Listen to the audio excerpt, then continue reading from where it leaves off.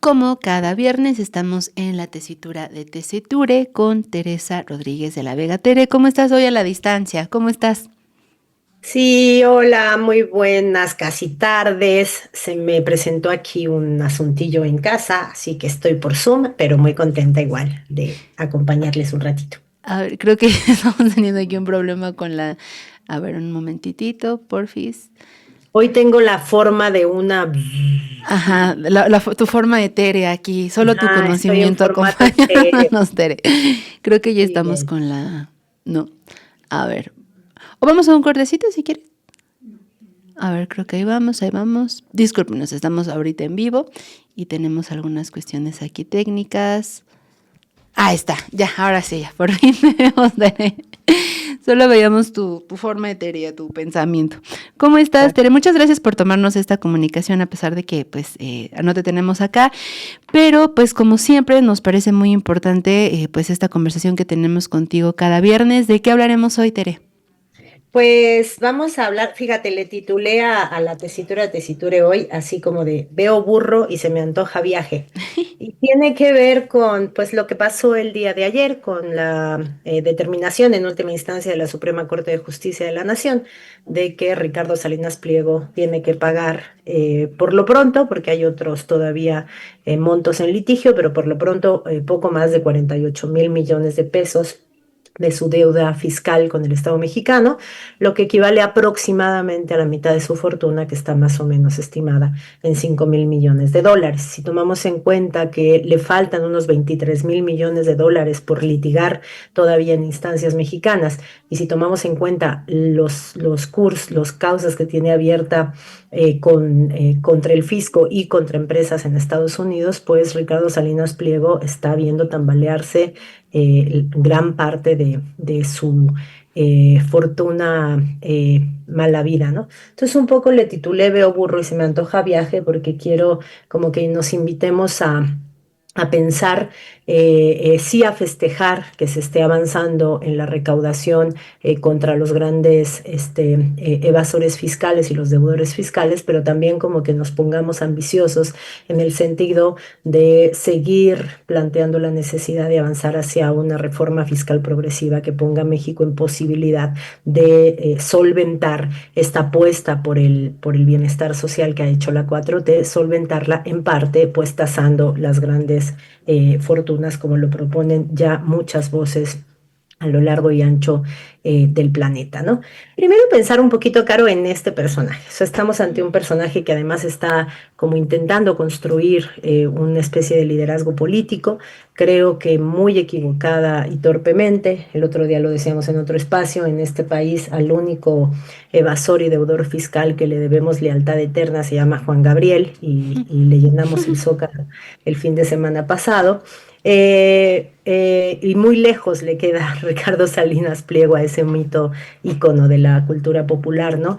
No solo porque es un empresario con un estilo muy poco atractivo para las mayorías, es un estilo muy elitista, es un estilo de personaje que cotidianamente podría salir en estos escándalos de Lord Algo, ¿no? Es decir, es ese clasismo grosero, burdo, ¿no? Estas ganas de todo el tiempo estar expresando ya al nivel del logor su riqueza y echándola en cara como fruto de su esfuerzo, cuando todos sabemos que en realidad es fruto del de el desmantelamiento de las empresas estatales, esa muy confusa y poco transparente compra y Mevisión en su momento, con toda la intervención del capital de el hermano de Carlos Salinas de Gortari, Raúl Salinas, el despojo en el Cerro del Chiquihuite que le hiciera de Canal 40, a lo que se suma además ahora la investigación que se está tejiendo sobre su participación o su probable participación en estas triangulaciones de recursos que suenan a lavado de dinero vía estos casinos virtuales, ¿no? Estos sistemas virtuales de apuestas. Pero además de todo eso, creo que Ricardo Salinas Pliego no está sabiendo leer que él ha hecho gran parte de su fortuna lucrando con el sufrimiento de los sectores populares, ¿no? El esquema de endeudamiento y de sobreendeudamiento del esquema de compra en sus tiendas departamentales, en Electra, y después las modalidades que han venido adquiriendo, las cobranzas que cada vez son más violentas, que cada vez son más amenazantes, más invasivas. Entonces, imagínate cuántos millones de mexicanos no tienen la experiencia de vivir atados al pago chiquito en Electra y además a la persecución ante cualquier retraso, y cómo le suena a estos millones de personas endeudados y endeudadas con Electra, cómo le suena el berrinche que está montando Ricardo Salinas Pliego, porque se le exige pagar su adeudo con el pueblo de México, ¿no? Entonces creo que el caso nos da para pensar, sí, en Ricardo Salinas Pliego, pero no solo en su perfil, porque creo que es un perfil que, así como se va minando su fortuna, se va minando su pequeñito capital político construido muy artificialmente sobre la base de las peores prácticas comunicativas. Pero pensar un poquito en la recaudación, ¿no? En el desafío de la recaudación y de la tributación en un proyecto gobernante como el de la 4T. Primero, distinguir una cosa que no siempre distinguimos, Caro, entre lo que significa evadir al fisco y, por otro lado, eludir al fisco. Porque Ricardo Salinas Pliego ha sido muy exitoso hasta que topó con pared en, sobre todo, eludir al fisco. La evasión fiscal es una práctica ilegal, tramposa, que tiene que ver con recurrir a todas las prácticas posibles para evitar tributar, ¿no? Y estas prácticas pueden ser, por ejemplo, el ocultar recursos, puede ser, por ejemplo, toda la práctica de las factureras, ¿no? Que significa como simular egresos que no tienes, como para que eso impacte a la baja en lo que tienes que pagar. Es decir, son todas unas prácticas evasivas que le hacen trampa en el margen de lo ilegal al esquema hacendario de un país. Y por otro lado está la elusión fiscal. La elusión fiscal por sí misma no es ilegal. La elusión fiscal tiene que ver con hacer todo lo posible en el marco de la normativa vigente para pagar menos de lo que debes pagar. Estas prácticas de elusión fiscal, que tienen que ver con aprovechar todos los sistemas de deducciones, ahí, por ejemplo, hay muchas campañas y prácticas de beneficencia que en realidad son grandes y sofisticadas maquinarias de deducción fiscal. Entonces, todas las políticas de deducción o de exención fiscal o de condonación fiscal, como la que el propio Salinas Pliego estuvo coqueteando con López Obrador, ¿no? Estas condonaciones que son casi pactos políticos hechos a discreción en determinadas administraciones. Y otra muy importante, que es el mover recursos a paraísos fiscales, lo cual, estrictamente hablando, es legal. Es decir, son mecanismos para eludir la tributación, no para evadirla. Todos los recursos legales que Ricardo Salinas Pliego tuvo con el Poder Judicial y que le fueron muy favorables en tiempos en los que el Poder Judicial, como todos bien lo sabemos, era un engranaje del gran poder económico, que a veces prestaba algunos nobles servicios para causas nobles, pero que en realidad era una maquinaria puesta al servicio de las grandes riquezas y los grandes intereses económicos. Pues cuando se da, y de ahí la oposición tajantísima de todo el poder económico a la reforma al Poder Judicial, porque les afectaba directamente en algo, es decir, en la complicidad o en la venia que habían recibido del Poder Judicial para sus prácticas elusivas, es decir, para acomodarse en los márgenes del derecho fiscal y tributario y pagar mucho menos de lo que les correspondería. Por eso los abogados fiscales son unos abogados muy, muy exitosos, porque les ganan juicios a las grandes fortunas, y esto les significa grandísimos porcentajes de aquello que evitan que las grandes fortunas tributen. Por eso, gran parte de la oposición a la reforma al Poder Judicial vino de despachos de derecho fiscal, porque también se veían directamente afectados sus intereses, ¿no? Entonces, si nosotros revisamos cuál es el caso mexicano ante la evasión y la elusión fiscal, pues las cifras, aun cuando se ha venido mejorando, no son para nada alegres. No solo porque tenemos muchos mecanismos de elusión fiscal que pasan por incluso el registro de actividades económicas. Si tú comparas anualmente las empresas registradas ante Hacienda como tributantes y lo que el INEGI registra en cada encuesta o en cada censo poblacional o censo económico como comercios activos o establecimientos con actividades comerciales, generalmente esta cifra o triplica o cuadruplica esta, es decir, hay muchísimas empresas menos registradas en Hacienda que empresas que registra el INEGI, ¿no? Todo ese universo tiene que ver con actividades económicas y ganancias que no se están reportando al fisco, ¿no? Entonces, y esto también pasa con la comparación entre personas físicas que tributamos a Hacienda y el cúmulo de personas que componemos la población económicamente activa en un momento determinado. Siempre es mucho mayor, es decir, hay muchísimas actividades económicas que no están tributando al fisco. Y eso, aun cuando efectivamente en la 4T ha habido un incremento histórico de la recaudación. Por ejemplo, entre el 2023 y el 2024 subió 4.7%, lo que significó que recaudamos más o menos 437,000 millones de pesos más respecto a lo que se recaudó en 2023.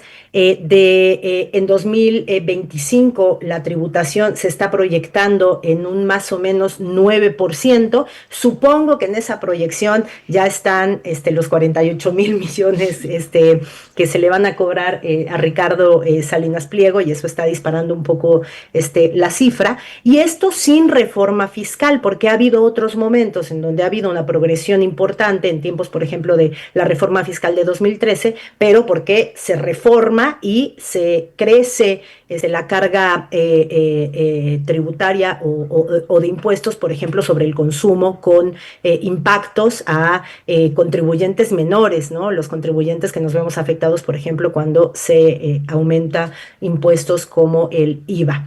Y de todos modos, aunque vamos ahorita a la alza y un poco la apuesta de la 4T ha sido que el sostén material de sus programas sociales pase necesariamente por mejorar la recaudación, que era muy, muy, muy, muy baja y que estaba maniatada con este pacto que favorecía la elusión fiscal y no perseguía suficientemente la evasión fiscal, ¿no? Entonces, aun cuando vamos muy bien, todavía estamos muy lejos de un mínimo indispensable. Estaba leyendo hace rato, Caro, que la tributación o la recaudación en México representa hoy día más o menos el 17% del Producto Interno Bruto. Si nosotros vemos el promedio de América Latina, estamos bastante por debajo, estamos unos 6 puntos porcentuales por debajo, porque el promedio en América Latina es del 23% del PIB. Y si nos vamos a la OCDE, pues las cosas son aún más complicadas, porque ahí el promedio de los países pertenecientes a la OCDE es de 34%. Estaríamos a la mitad del porcentaje de recaudación respecto al Producto Interno Bruto, ¿no? Entonces, un poco creo que y esto, reitero, se ha venido más o menos paliando sobre la base de establecer normativas y prácticas que eviten la exención, la condonación, la deducción abusiva, que es una práctica muy recurrente en el empresariado mexicano y en los grandes capitales, y por otro lado, pues hacer que la Corte deje de favorecer la elusión fiscal por la vía de las trampas de los despachos de abogados fiscales a los que contratan estas grandes fortunas, ¿no? Esto en parte es un poco lo que ha permitido que se sostenga el crecimiento del compromiso social del Estado sobre la base de esta política de recaudación mayor, y por otro lado, pues una política de disciplina fiscal que ha mantenido pues un equilibrio económico, que es parte de lo que explica el soporte todavía muy importante que tiene la 4T y la desesperación de una oposición que no encuentra cómo cómo atacar. Ahí estamos. Lo que yo quiero, y por eso vi burro y se me antojó viaje, lo que yo quiero que pensemos y que nos pongamos ambiciosos es cómo podríamos estar si nos animáramos a pensar en una reforma fiscal progresiva. Una reforma fiscal progresiva que nos ponga en parámetros mínimos de justicia fiscal. Y entonces aquí hay que definir, claro, rápidamente qué significaría justicia fiscal. Justicia fiscal tendría que ver, pues, en términos como más ambiciosos, con que los que tienen más contribuyeran más. ¿Y eso por qué? ¿Por una matemática justicialista así nada más? No, en realidad porque se asume, aquí generalmente somos víctimas del chantaje del empresariado, incluso Salinas Pliego lo dice todo el tiempo, ¿no? Oh, los empresarios generamos empleo, fíjense, generamos empleo.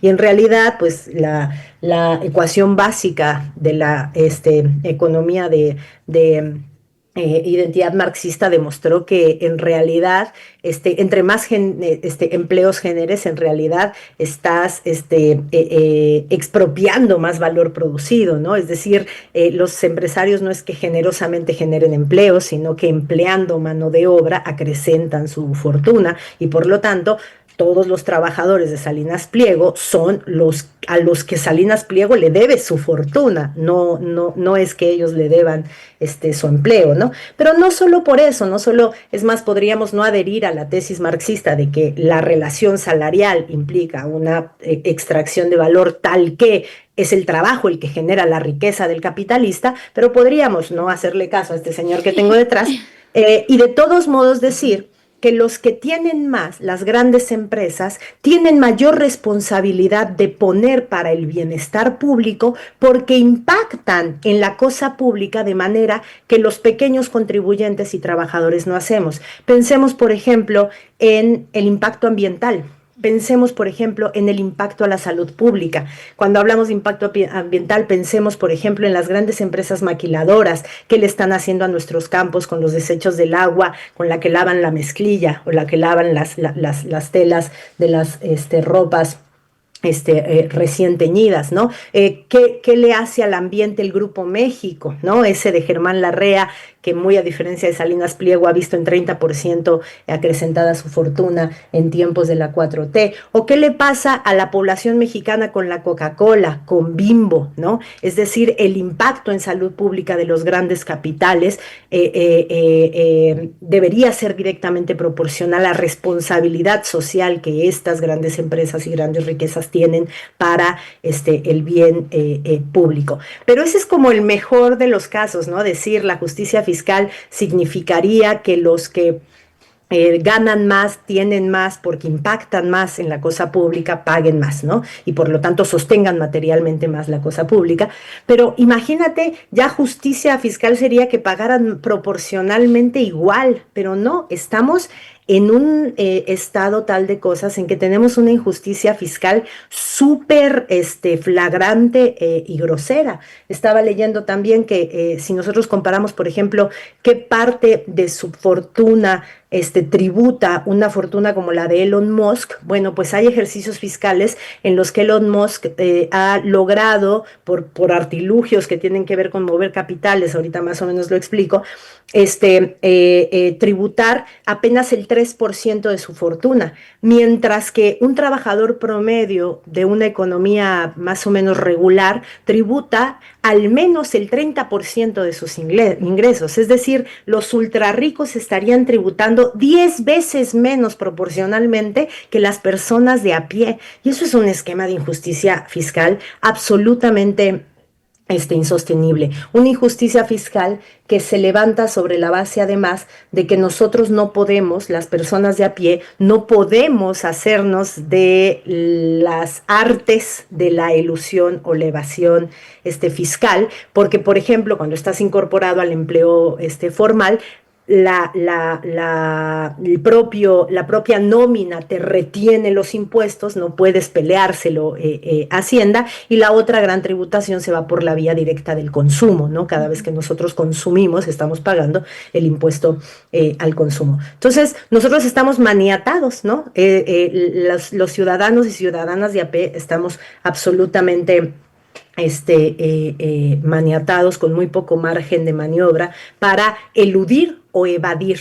Entonces, ahí también tenemos como un factor como de injusticia fiscal muy clara. Y eso a nivel nacional. Si nosotros ampliamos un poco la mirada, pues vamos a ver que esta injusticia fiscal, ya vista globalmente, es una cosa absolutamente grosera, ¿no? Por eso hay un movimiento muy sonado en las últimas épocas, que es el movimiento Tax the Rich, ¿no? Es decir, pongámosle impuesto a las grandes riquezas, que es necesariamente un movimiento global. ¿Por qué? Porque gran parte de la elusión fiscal no se da contenida en las economías nacionales, sino se da por la vía de mover el registro de ganancias a esquemas fiscales más amables para las grandes riquezas. Por eso el movimiento Tax the Rich lo que está proponiendo es que se generen dos tipos de impuestos globales que funcionen al amparo del derecho internacional, ese derecho internacional que está tan tullido de sus posibilidades incluso de pagar el drama del genocidio en Gaza, pero bueno, aquí se le apuesta incluso a robustecerlo, más allá de todos estos mecanismos que han apuntado a adelgazarlo y a hacer que el poder de Donald Trump y del dinero y de las armas pese más que los mecanismos del derecho internacional, pues movimientos como Tax the Rich están orientados a robustecer el sistema de justicia internacional que nos permita paliar algunas de estas grandes injusticias, entre las cuales resalta en este caso la injusticia fiscal, ¿no? Entonces, este movimiento lo que plantea es dos tipos de impuestos a escala internacional que rondan más o menos desde el 5 hasta el 15%, ¿no? En las propuestas. Un 5%, ya tasar en un 5% a los mega ricos, no sabes la cantidad de problemas ambientales, de hambruna, de rehabilitación ecosistémica, resolvería. Pero entonces están planteando que por un lado se haga impuestos sobre la riqueza acumulada y sobre todo, y este es el más importante porque evitaría la elusión fiscal por la vía de desplazar el registro de las ganancias y los capitales a paraísos fiscales, pues un impuesto sobre las ganancias corrientes de las grandes empresas, especialmente, y ya me enfilo hacia el final de este chorote, especialmente a las multinacionales, porque una práctica habitual de las empresas multinacionales, y estamos hablando de Amazon, estamos hablando de Apple, estamos hablando de Starbucks, estamos hablando de General Motors, estamos hablando de General Electric, o estamos hablando de esas mega empresas tototas. Por ejemplo, estamos hablando de Nvidia, esa que acaban de festejar con bombo y platillo, que va a instalar un megacentro de datos en Nuevo León, ¿no? De esas mega empresas estamos hablando. Pues estas empresas lo que hacen es que se parten en muchas actividades, como si no fueran una única empresa con un dueño o una única sociedad de dueños, se parten en cachitos y entonces declaran producir en un lugar, declaran manufacturar en otro lugar y declaran sus ganancias en donde les conviene, es decir, donde haya recaudación o muy bajita o nula de planos, y ahí entran los paraísos fiscales como las Islas Caimán, ¿no? Entonces, dicen los activistas de la tasación a los ultrarricos que en los paraísos fiscales hay tres grandes tipos de riquezas y de capitales. Capitales de mega ricos, de gente que le da la logística para mover grandes cantidades de dinero a los paraísos fiscales, de las grandes multinacionales y del crimen organizado. Esas son como las tres fuentes de los capitales que se albergan en los paraísos fiscales, ¿no? Y entonces, ¿qué es lo que proponen estos activistas, este movimiento de Tax the Rich? Lo que proponen es que internacionalmente se haga un acuerdo tal que estas empresas no se puedan desmembrar al momento de tributar, ¿no? Y que se vuelvan a reunificar y se les tase como lo que son corporaciones cuyas ganancias enriquecen a una misma sociedad o a una misma persona o a una misma firma, y entonces no se justifica que tributen por aquí y por allá, ¿no? Y entonces el punto es que está todo este ánimo de la discusión internacional, de un cada vez más importante activismo de que haya un pacto tributario internacional que obligue a las multinacionales a resarcir su impacto ambiental y a que ya no le puedan hacer tanta trampa mudándose de por aquí por allá a la recaudación, pero por otro lado está el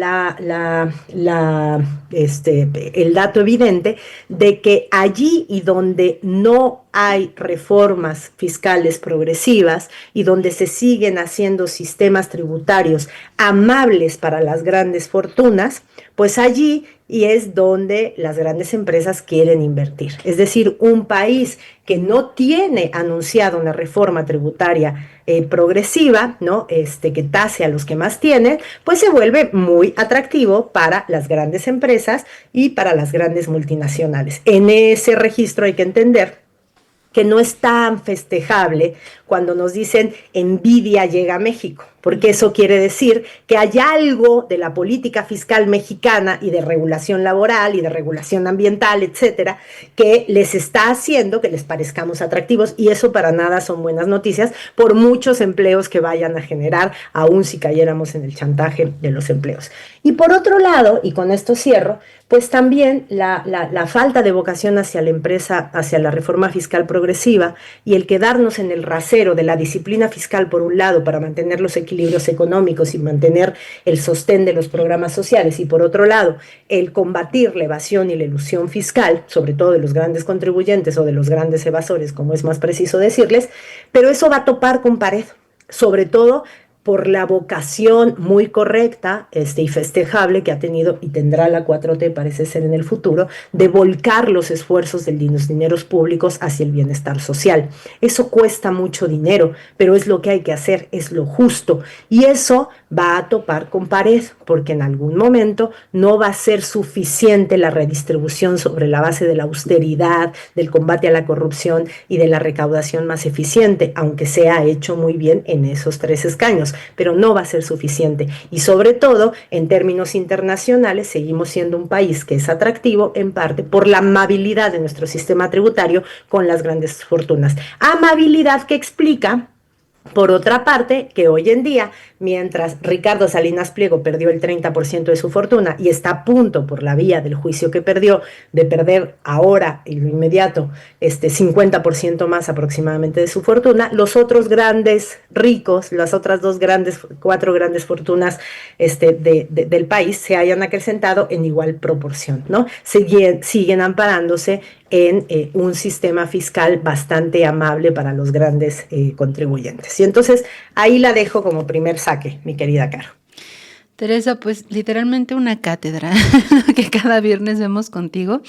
Me gustaría iniciar preguntándote, ¿qué tiene que ver esto con la conciencia de clase? O sea, todo este tema que nos haga pensar también sobre esto. Creo que una de las primeras dudas que podemos tener de una manera genuina es por qué personas tan ricas como Ricardo Salinas Pliego, y que ya nos has explicado cómo se ha hecho de esta fortuna, el papel también del desmantelamiento del Estado, estos beneficios que ha recibido, la explotación también hacia sus trabajadoras y trabajadores, pero tiene algo que ver con la conciencia de clase y esta acumulación del capital, el hecho de que en este caso y otros ultra ricos decidan dedicar más recursos a la ilusión de impuestos que a pagarlos. O sea, hay aquí una cuestión, digamos, sustancial de mantener esta desigualdad, y por qué tendría, o si no, que interesarnos también como clase trabajadora y en esta conciencia de clase este tema, o sea, entenderlo y ver cómo funciona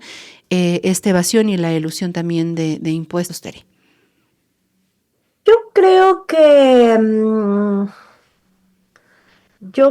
perdón, es que primero me distraje aquí, que acá ponen que si mis aretes son candaditos, no, es que voy a aprovechar y le voy a hacer un comercial. Mis aretes son de un chavo que hace plata, que luego anda por acá conectado, ahorita no lo veo, se llama Rodrigo, que hace unos aretes muy bonitos. Entonces no son candaditos, son como un cosito así de plata, nada Ay, qué más. bonito. Bueno, ahí luego si me escriben por mis redes, les paso el contacto de Rodrigo porque es un chavo súper talentoso y además es una persona muy maravillosa y muy luminosa. Pero bueno, perdón, cierro paréntesis.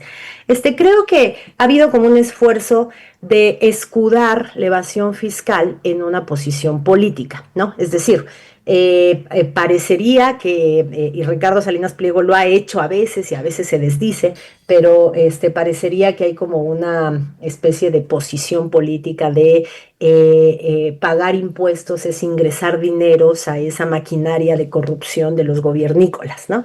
Y aun cuando no hubiera el factor corrupción, hay como la vocación de que el Estado es necesariamente hipertrófico, el Estado es necesariamente torpe y que en realidad deberíamos ir achicando cada vez más al Estado y la asunción verdaderamente que cuando se tributa al Estado uno está dando su dinero. Fíjate que sí está la convicción de que ese dinero es suyo, ¿no? Yo no creo que Salinas Pliego mienta cuando dice que él se siente robado por el fisco. Yo creo que él sí se siente robado, pero es que ahora que hablas de conciencia de clase, esa es una de las más clásicas recubrimientos ideológicos del sistema de explotación capitalista, ¿no? Es decir, la falsa certeza con la que el burgués piensa que lo que tiene es fruto de su esfuerzo y de su habilidad para saber cuándo y cómo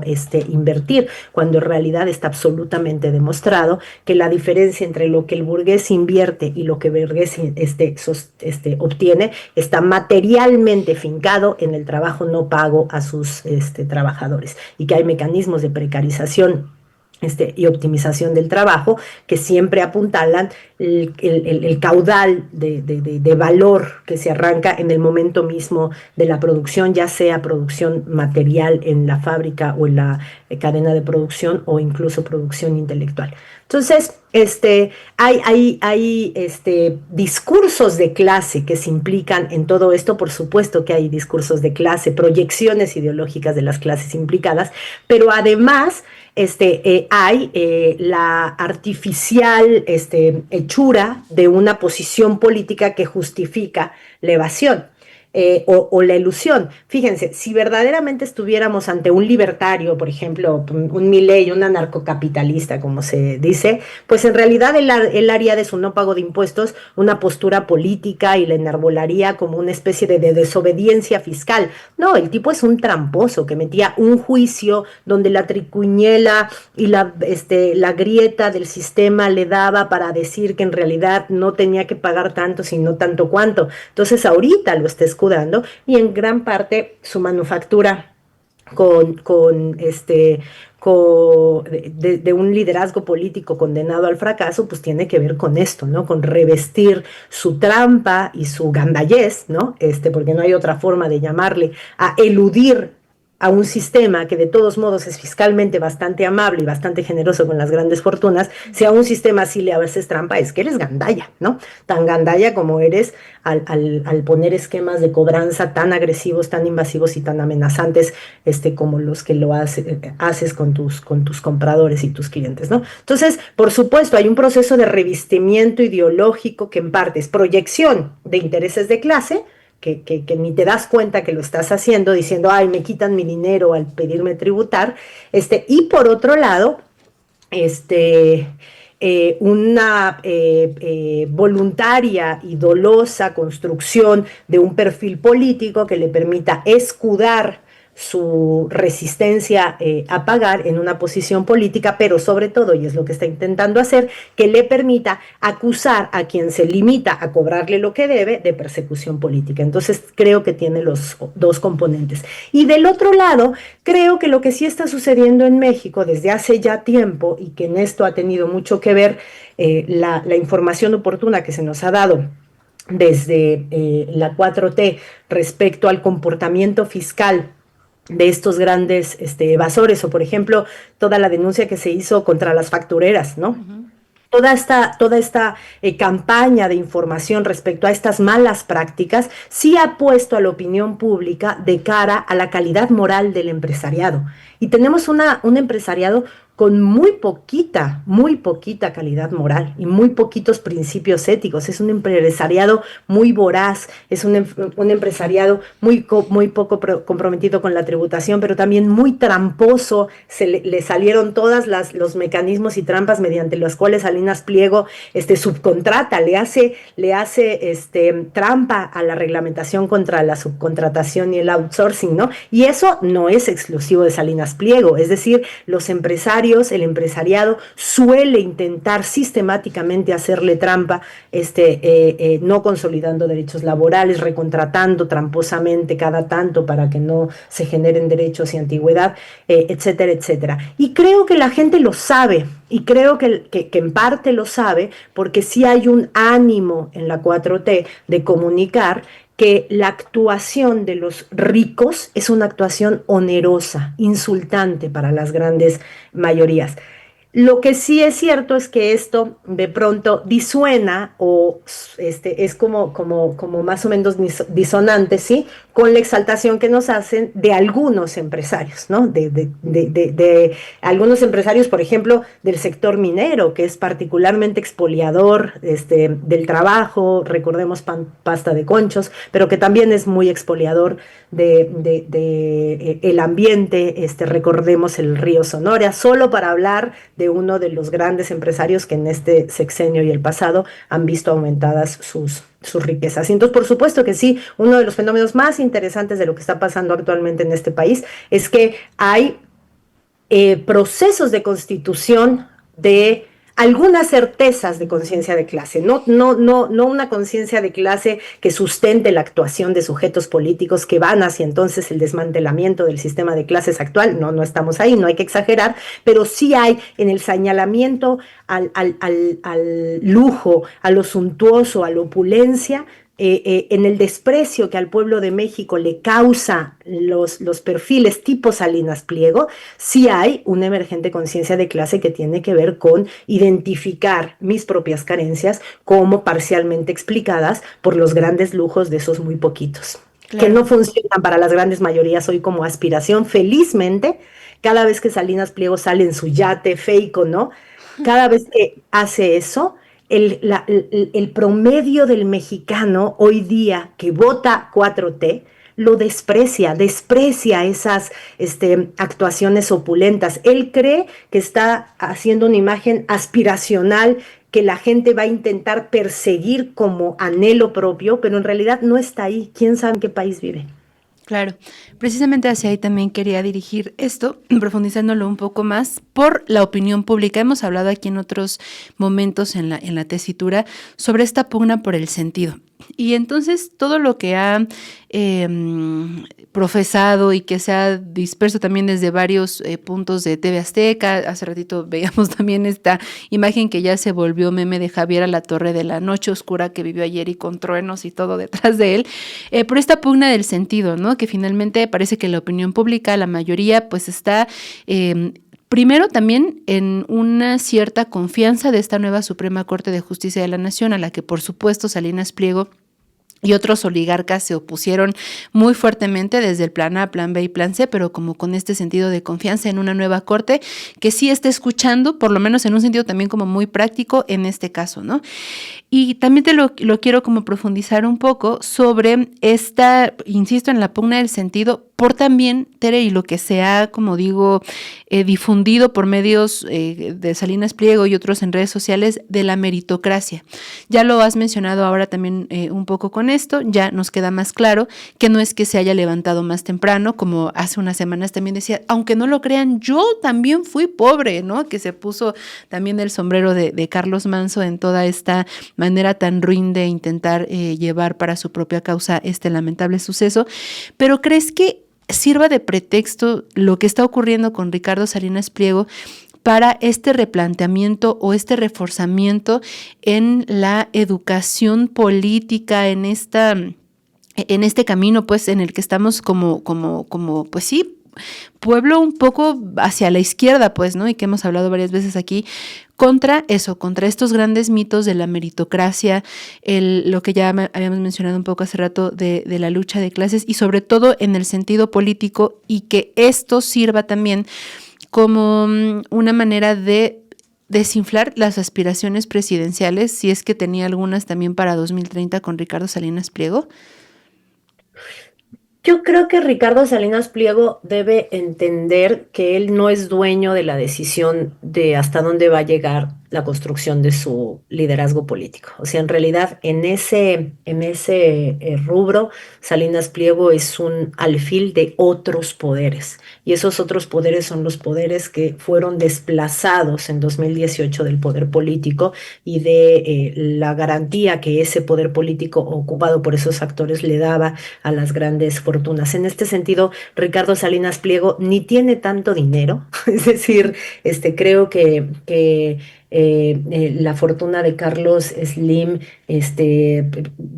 ronda por los 89.000 millones de dólares. O sea, respecto a un Carlos Slim, por ejemplo, Salinas Pliego es un micro mega millonario, digamos así, ¿no? Entonces ni siquiera tiene, o sea, no, a ese nivel, en el nivel de poder desde su gran fortuna impulsar su plataforma política es bastante pequeñito. Entonces tendría que cobrar conciencia de que él es un alfil que va a estar siendo probado como lo fue en su momento Lili Telles y después la quemaron como fusible, como lo fue Xochitl Gálvez y después la quemaron como fusible. Es decir, es una hipótesis entre tantas. Ahí está, imagínate cómo se debe sentir Ricardo Salinas Pliego de que una rival importante que tiene en estas hipótesis diversas de construcción de liderazgos hacia 2030 es Alessandra Rojo de la Vega. O sea, de ese tamaño, su pequeñez, ¿no? Entonces, creo que no depende de él su construcción como liderazgo. De él depende utilizar oportunistamente el ánimo de algunas derechas, de inflarlo para ver si esa es una hipótesis que cuaja hacia el 2030, elección que yo creo que ven perdida y por eso están más bien apostándole a un fenómeno golpista, destituyente o de intervención, de plano militar de Estados Unidos, pero entonces él lo que sí está haciendo es ocupar de manera muy oportunista esa intentona, esa construcción hipotética para ponerse como víctima e intentar rescatar de lo perdido lo recuperado, ¿no? Entonces creo que en realidad él supongo está consciente, no sé qué tan megalómano sea, se ve bastantito, pero hay que tener dos dedos de frente para saber que no depende de él postularse él solito como cabeza del antiobradorismo o del anticuatroteísmo, ¿no? Y del otro lado me parece que en México tenemos felizmente desmontada la maquinaria de producción de sentido común aspiracional, y eso se lo debemos en gran parte a la grandísima labor de educación política que emprendió Andrés Manuel López Obrador, que por cierto ayer cumplió años, y que la derecha rápidamente salió a decir que la Corte le dio ese regalito, y yo no creo, evidentemente, porque era un juicio de largo aliento, que la Corte le haya dado ese regalito, pero también no creo o no me parecería descabellado pensar que no fue tan casual que se hiciera en la fecha, y a mí me da gusto porque entre más corajes y más violencia vamos soltar, pues para mí mejor, para que la marea rosa sea marea de Pepto-Bismol. Pero creo que bueno, te decía, ven perdido el 2030, y en parte ese 2030 está perdido porque se hizo un esfuerzo de educación política en clave antielitista como una de las más importantes claves de la desneoliberalización del sentido público. Se entendió que el neoliberalismo también fue un fenómeno cognitivo y también fue un fenómeno de triunfo de narrativas, por ejemplo, la narrativa de la meritocracia, la narrativa que venía en el programa Oportunidades del neoliberalismo a la mexicana, ¿no? De la igualdad de las oportunidades, como si esos, como que desmantelar el sistema de desigualdades histórico, ¿no? Pero entonces creo que se desmanteló el etos neoliberal y que se desmanteló sobre la base de una constante educación política en clave anticlasista y de reivindicación de lo plebeyo. Y creo que en ese sentido tenemos una batalla bastante ganada que nos garantiza, por ejemplo, que para el 2030 ellos se sientan absolutamente en la lona y más bien quieren medirle el agua a los camotes en el 2027 para ver si algún tropiezo electoral de 2027 les da, por ejemplo, cuartel. ¿No? Le van a apostar a que la Ciudad de México, por ejemplo, donde la distancia no fue tan honda, aunque fue muy grande, pero no fue tan honda, o si algún otro escaño les sirve como una cosa que los permita agruparse, ¿no? Una derrota electoral de la 4T que no ha tenido, una derrota electoral de Morena, que reproduzca más o menos el estado de cosas de 2021, ¿sabes? Así cuando empezaron a emocionarse e incluso pensaron que podían recuperar la Ciudad de México en el 2024. Creo que saben que no va a pasar, y creo que debemos festejar, pero no dormirnos en nuestros laureles. ¿Por qué? Porque tenemos en nuestra contra a la gran maquinaria de las redes sociales. Y la gran maquinaria de las redes sociales no solo es una gran maquinaria desinformativa, pero la desinformación no es peligrosa si no cae en terreno fértil. En realidad el problema grave de las redes sociales, de lo que hemos hablado en muchas ocasiones, Caro, tiene que ver con la tendencia a empobrecer el debate público y a que empiecen a hacerse eco y cajas de resonancia de discursos misóginos, homófobos, clasistas, etcétera, etcétera, etcétera, ¿no? Entonces el gran peligro en realidad es que nos vayan ganando batallas parciales en las redes sociales que en otros campos de debate vamos ganando. Por ejemplo, en el campo del debate del streaming, ¿no? Es decir, en la mañanera le gana debates o este tipo de espacios, van intentando pelear algunas disputas por la narrativa, ¿no? Pero después la fuerza de la red, del reel y del desplazamiento de pantalla rápido, pues nos atropella.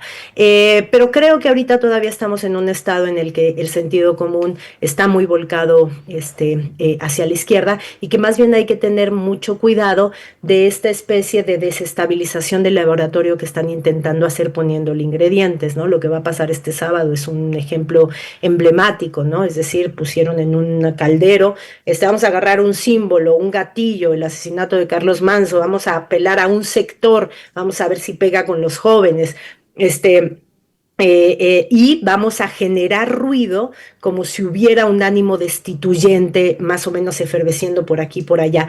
¿Son capaces de crear un ánimo destituyente de laboratorio? No lo van a poder porque les faltan ingredientes importantes. Les falta el ingrediente del hartazgo que no lo tenemos, no está en la esfera pública. La gente ve bien que mal sus condiciones de vida mejoradas, se ve reivindicada simbólicamente frente a las oligarquías que la habían sobajado históricamente. No tienen ese hartazgo y la zozobra que necesitarían como ingrediente para generar el ánimo destituyente que quieren generar. Pero lo que sí pueden hacer es hacerlo aparente. Y entonces, si lo hacen aparente, pues se puede hacer atractivo para las fuerzas que desde el norte del país, es decir, del otro lado de la frontera, están fraguando distintas hipótesis de distintos niveles de intervención en la política interna de los países de la región latinoamericana que no coinciden y no comulgan con el viraje extremo derechista de la política de Estados Unidos, ¿no? Entonces, no es que creo que estemos en un momento de cuentas muy alegres, pero creo que mucho menos lo están nuestros adversarios. Ok, pues Tere, seguro esto nos dejará también para más preguntas, después también que estemos por acá. Déjame leer algunos comentarios porque luego me dicen acá, es que no lees los comentarios y tienen también aquí algo para ti algunos. Acá nos dicen, perdón si no leemos todos, no nos va a dar tiempo de leer todos los comentarios, pero aquí nos pone Héctor Lobo, dice excelente participación de Teresa Rodríguez de la Vega. Alguien también chuleó tus cuadros de Marx, pero no les voy a presumir también eso porque sí, están bonitos. Miren, wow. Miren qué chulada. Son ¿es que litografía o? Bonos. Es que han visto en Oaxaca que hay este colectivo que se llama Subterráneos, que tienen intervenciones gráficas políticas bien bonitas en toda la ciudad, que tienen Zapatas, Lucios Cabañas, y tienen estas dos de Marx y Engels. Por allá tengo una comandanta Ramona, que es de otra grabadora de esa, artista grabadora de ese mismo colectivo. Cuando vayan por Oaxaca, muy probablemente se los puedan encontrar en la calle. Están preciosos. No encuentro el mensaje, pero lo pusieron hace ratito y ya se me pasaron acá. Dice también por acá, dice María Curiel, hola Caro, como siempre la aportación de Teresa Rodríguez da datos como para buscar cambios aún más profundos. También nos dice aquí Héctor, finalmente y de manera sintética el poder del capital debe ser regulado por el poder político, es decir, ¿quién se atreverá a ponerle el cascabel al gato? También aquí Chío nos dice, genial plática, taller de cómo los impuestos afectan tanto positivo como negativo. También aquí nos dice Antonio, súper ricos, grandes, transnacionales y narcotráfico, 3 facetas del mismo capitalismo. Aquí te preguntan, ¿de qué materia es la clase? Acá también nos dicen, bueno, este otro tema que seguramente ya también platicaremos, dice, si los líderes de Morena tuvieran conciencia histórica, deberían de destituir a tal Evelyn Vergüenza. Bueno, de la gobernadora de Guerrero en esta ceremonia que se hizo, ¿no? La semana pasada. También acá nos dicen, dice maestra Rodríguez, échese unos hotcakes de Salinas, quiebro llorando, nos dicen por acá. Dice también acá, dice cierto de Nuevo León, dice Abel, felicidades Tere. También por acá nos dice lo mismo de siempre entonces. Dice, ese yate era una escenografía, hasta en eso engaña. Pues sí, porque aparte lo traía apagado, ¿no? El yate donde se puso a hablar de cómo dirigirlo. También acá nos dicen, bueno, análisis súper importante, estar sabido. Dice María de Vilis, también acá nos dicen de esta Marea Rosa. Dicen acá, coincido con usted, Teresa. Dice, es profesora de la UNAM, ahí nomás, dice Marichuy. Dice aquí también sale, qué excelentísima profesora Teresa. Ay, Tere, pues nos quedamos con yo creo que una conversación todavía quedará para largo, sino de este tema. No sé si quieras agregar alguna cosa más antes de despedirnos. También dónde podemos seguirte, porfa. Sí, no, o sea, creo que sí teníamos, hay que hacer algo en redes, porque pusieron aquí mi queridísimo José Hernández, que seguro nos está escuchando, puso el hashtag de ya paga cabrón, creo, ¿verdad? Es hashtag. Pero hay que hacer mucha bulla, no sé si podamos armar un performance colectivo que bailemos todos, toma chocolate, paga lo que debe y hagamos una gran feria del chocolate del bienestar, dedicada a Salinas. No sé, vamos a hacer leña del árbol caído, personas. Creo que tendríamos que estar en ese ánimo. Claro, sí es como ya lo hemos mencionado, pues importante. Yo creo que sí hay un ánimo general de festejo, de, como decíamos hace rato también, de cierta confianza en este fallo, pues sí histórico, ¿no? Después de tantos años, tantos recursos y ahora el por fin encontrar como que llega la hora. Habrá que estar también muy al pendiente de lo que dijo la presidenta en cómo serán estos cobros, pero como dices, también esta batalla mediática es muy importante. Pues Tere, finalmente, ¿dónde te podemos seguir? ¿Dónde te podemos escuchar? Para toda nuestra audiencia también. Piensos espontáneos en @tesiture en ese cochinero que es X antes Twitter. Los miércoles estoy de 2 a 3 en la mesa de Julio Astillero con Fede Bonazo, Arturo Cano y el propio Julio. Y los jueves se transmite la Mesa Roja en pie de página a las 9 de la noche.